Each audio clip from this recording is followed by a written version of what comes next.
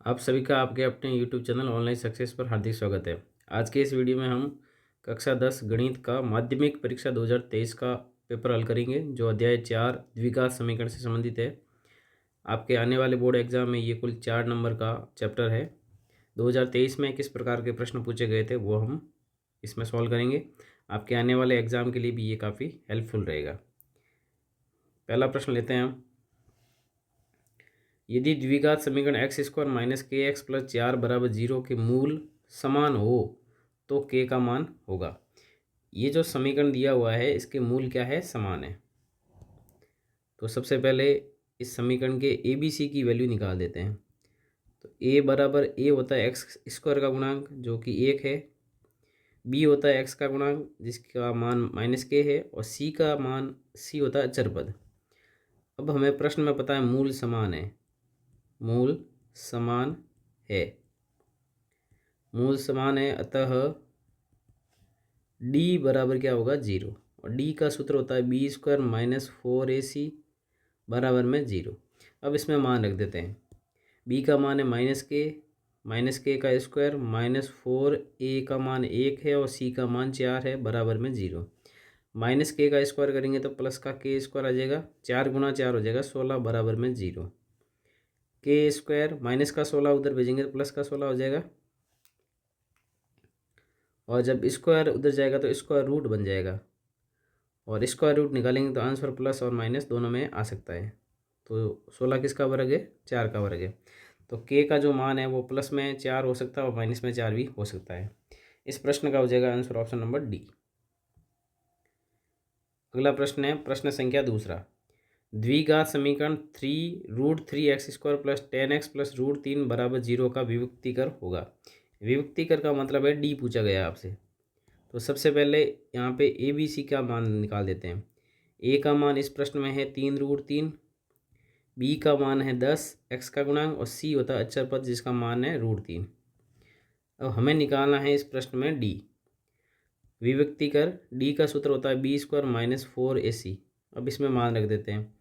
B का square, B का मान 10 का स्क्वायर हो जाएगा माइनस 4ac, 4 गुणा ए का मान है 3√3 गुणा सी का मान है √3।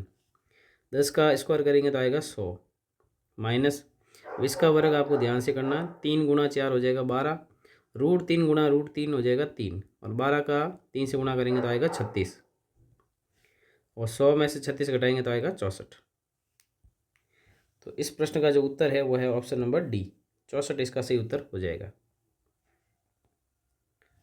अगला प्रश्न है द्विघात समीकरण A X square plus B X plus C बराबर 0 के मूल ज्ञात करने का श्रीधराचार्य सूत्र लिखिए। तो यहाँ पे हम हेडिंग लगाएंगे श्रीधराचार्य सूत्र। श्रीधराचार्य सूत्र, श्रीधराचार्य सूत्र होता है एक्स बराबर माइनस का b plus minus root b square minus 4ac upon 2a बटे में 2a आ जाएगा। ये जो है वो है श्रीधराचार्य सूत्र। अगला प्रश्न पूछा गया था 4x square minus 12x minus 9 बराबर 0 के मूलों की प्रकृति का पता लगाइए। मूलों की प्रकृति कौन बताएगा, डी बताएगा। हमें डी ज्ञात करना पड़ेगा। उससे पहले हम ए बी सी का मान लिख लेते हैं। ए का मान है यहाँ पे 4 एक्स स्क्वायर का गुणांक, बी होता है एक्स का गुणांक माइनस का 12, और सी होता है अचर पद जो कि है माइनस का 9। अब यहाँ पे हम ज्ञात करेंगे विभक्तिकर।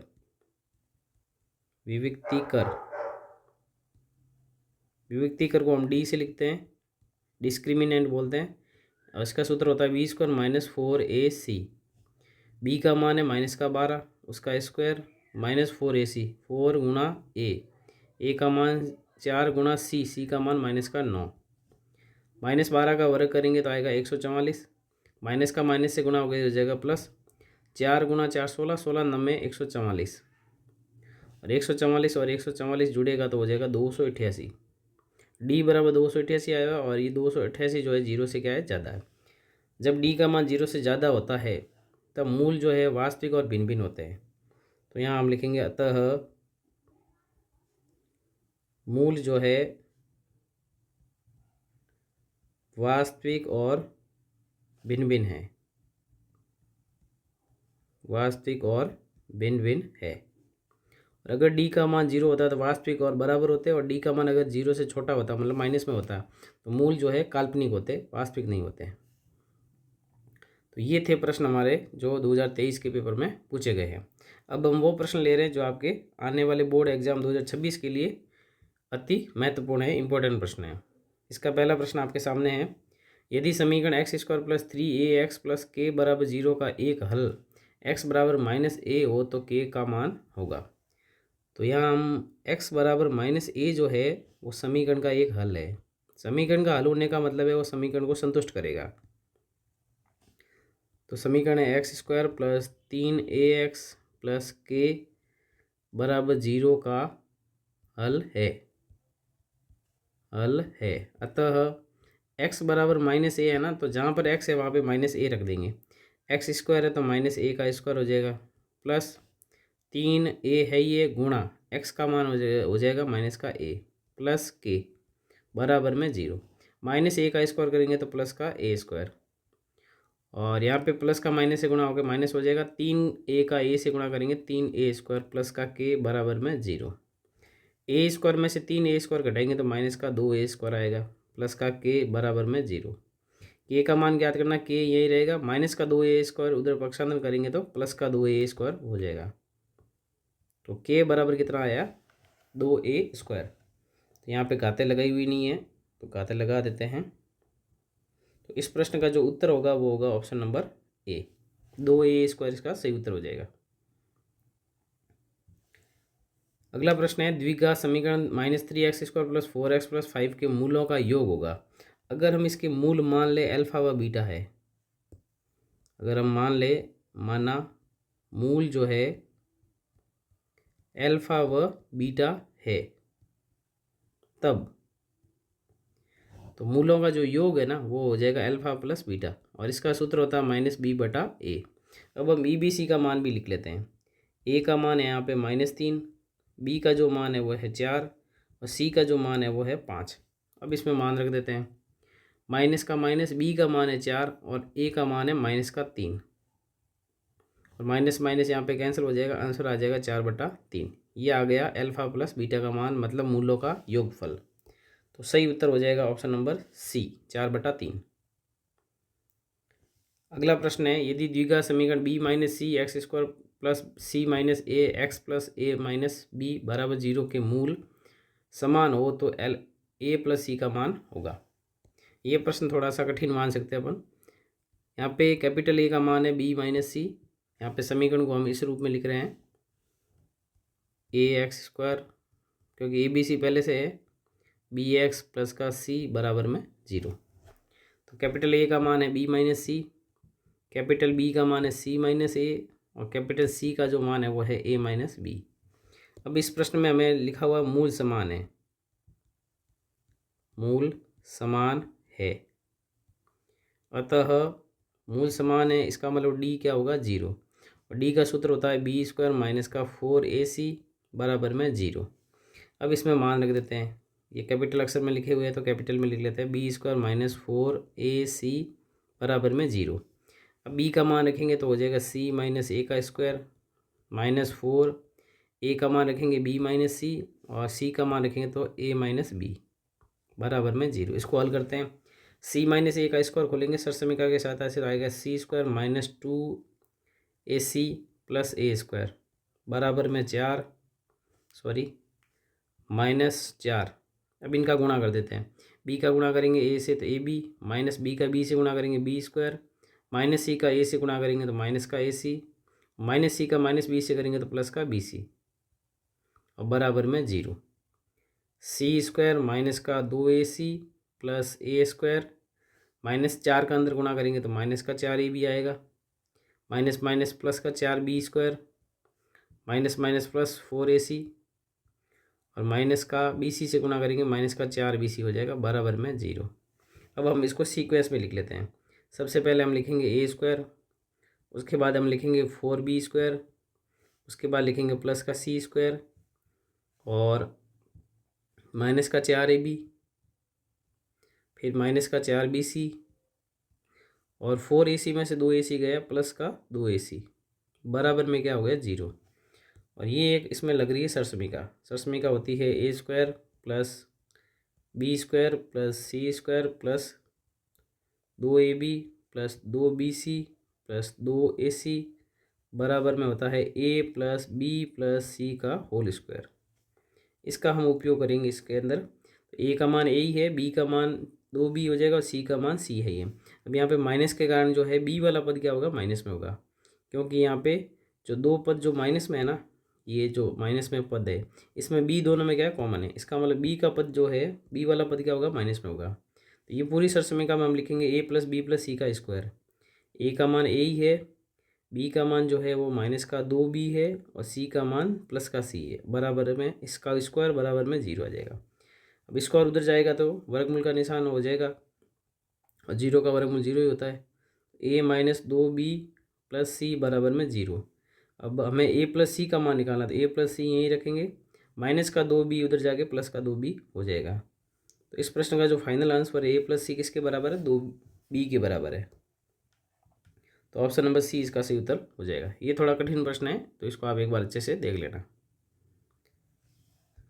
अगला प्रश्न है, निम्नलिखित में से 4 माइनस 1/2 एक्स स्क्वायर का शून्यक है।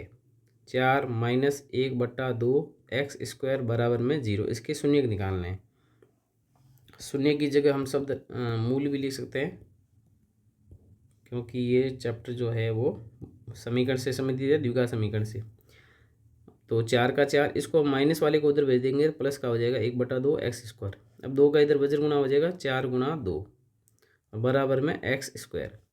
एक्स स्क्वायर बराबर में हो गया 4 का 2 से गुना करेंगे 8। अब स्क्वायर उधर जाएगा तो वर्गमूल का निशान हो जाएगा। तो एक्स का मान आ गया, 8 का वर्गमूल होता है प्लस माइनस 2√2। तो प्लस में भी हो सकता है और माइनस में भी हो सकता है। तो उत्तर आ जाएगा ऑप्शन नंबर सी। इसी प्रकार का एक प्रश्न है, इसके मूलों का गुणनफल निकालना। सबसे पहले मूलों में ए बी सी का मान निकाल देते हैं। ए का मान होता है एक्स स्क्वायर का गुणांक जो कि 4 है, बी होता है एक्स का गुणांक माइनस का 4 और सी होता है अचर पद 1। अब मूलों का जो गुणनफल होता है उसका सूत्र होता है c/a। सी का मान 1 है और ए का मान 4 है, तो आंसर आ गया 1/4। Option number C is the right answer. Next प्रश्न है, द्विघात समीकरण दिया हुआ है कि मूलों की प्रकृति होगी। तो सबसे पहले ए बी सी का मान लिख लो। ए का मान 4 है, बी का मान -12 है और सी का मान -9 है। अब मूलों की प्रकृति कौन बताता है, डी। डी का सूत्र होता है बी स्क्वायर माइनस का 4ac। बी का मान -12, -12 का स्क्वायर -4 गुणा ए का मान 4 गुणा सी का मान -9। -12 का स्क्वायर करेंगे तो प्लस का 144, माइनस माइनस गुणा हो गया प्लस, 4 गुणा 4 16, 16 नंबर 144 और 144 और 144 जुड़ेगा तो 288 आएगा डी का मान। और ये 0 से क्या है, ज़्यादा। और 0 से जब ज़्यादा होता है तो मूल जो है वास्तविक और भिन्न भिन्न होते हैं। तो ऑप्शन नंबर बी इसका सही उत्तर हो जाएगा। वास्तविक और समान कब होते हैं, जब डी का मान 0 होता है। और काल्पनिक कब होते हैं, जब डी 0 से छोटा होता है। अब हम नेक्स्ट प्रश्न लेते हैं। दो लगातार धनात्मक धन पूर्णांक है, उनका गुणनफल 72 है। यदि छोटी संख्या x हो तो समीकरण लिखिए, सिर्फ समीकरण लिखना है। तो माना दो लगातार धन पूर्णांक, दो लगातार धन पूर्णांक, लगातार का मतलब उसमें एक का अंतर होगा। लगातार धन पूर्णांक संख्याएं, तो छोटी संख्या x है और इसकी अगली संख्या आ जाएगी x + 1 है, क्योंकि 2 अगर लेते तो 2 के बाद 3 आएगा, 3 लिया होता तो 4 आता। मतलब लगातार धनात्मक पूर्णांक में एक का ही अंतर होता है। अब इनका गुणनफल दिया हुआ है तो यहाँ हम लिखेंगे प्रश्नानुसार।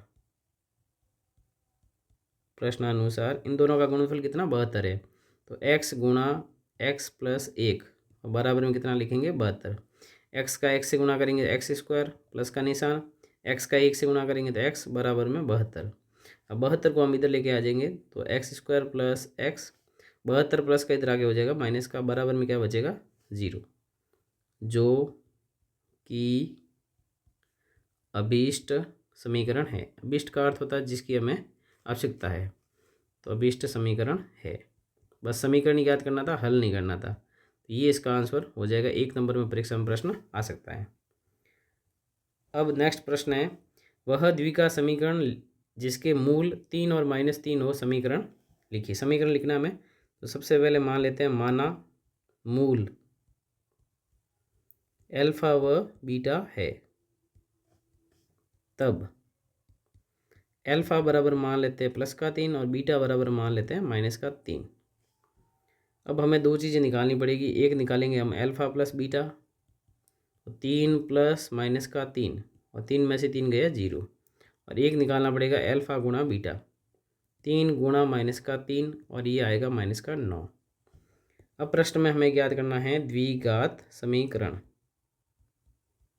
द्विघात समीकरण, द्विघात समीकरण का सूत्र हो जाएगा x² minus alpha plus beta x plus का अल्फा बीटा। x² का x² माइनस का माइनस, अल्फा प्लस बीटा का मान है 0 गुणा में x और प्लस का अल्फा बीटा का मान है -9। अब 0 का x से गुणा करेंगे 0 आएगा, तो वो पद हटा देते हैं हम, x² का x² और प्लस माइनस गुणा हो गया -9 बन जाएगा, और ये इस प्रश्न का फाइनल आंसर है। इसी प्रकार का अगला प्रश्न है, यदि एक 2 अंकों की संख्या अपने अंकों के योग की 4 गुनी है, अंकों के योग की कितनी गुनी है, 4 गुनी, तथा अपने अंकों के गुणनफल की 3 गुनी है, तो संख्या ज्ञात कीजिए। तो 2 अंकों की संख्या है, तो मान लेते हैं इकाई अंक और दाई अंक। तो माना इकाई अंक, इकाई अंक हम मान लेते हैं, इसका संख्या का जो है x है, और दाही अंक जो है वो हो जाएगा y। अब हम लिखेंगे संख्या, और 2 अंकों की संख्या लिखने का तरीका होता है 10 गुणा दाही अंक, 10 गुणा दाही अंक प्लस इसमें होता है इकाई अंक। तो 10 गुणा दाही अंक है y और प्लस का इकाई अंक है x, तो संख्या बन गई 10y प्लस x। अब जैसे जैसे प्रश्न बोला गया वो हम कर लेते हैं।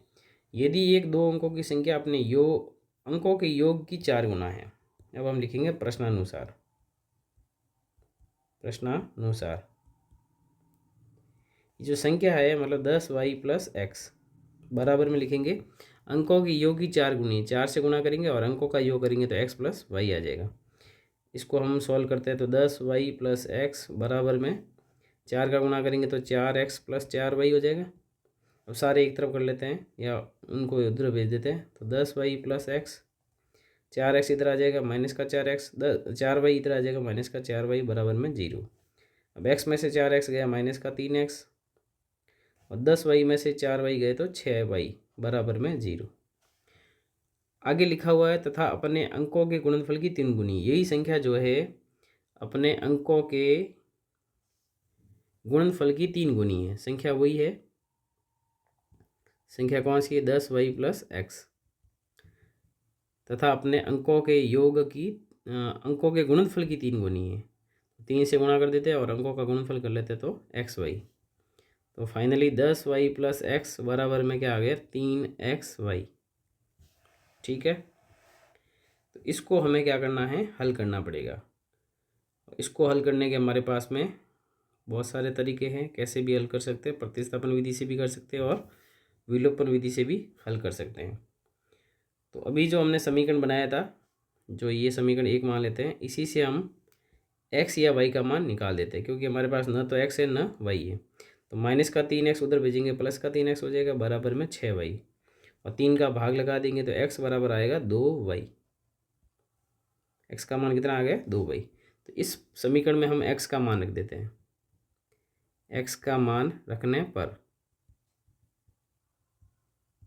x का मान हम यहाँ पे रख देंगे, तो 10y का 10y प्लस x की जगह क्या आ जाएगा, 2y बराबर में 3 गुणा x की जगह आएगा 2y और गुणा में y है ही है, 10y और 2y हो जाएगा 12y बराबर में 3 गुणा 2 6 और y का y से गुणा करेंगे तो y²। तो 6y² प्लस का 12y उधर जाएगा माइनस का 12y बराबर में 0।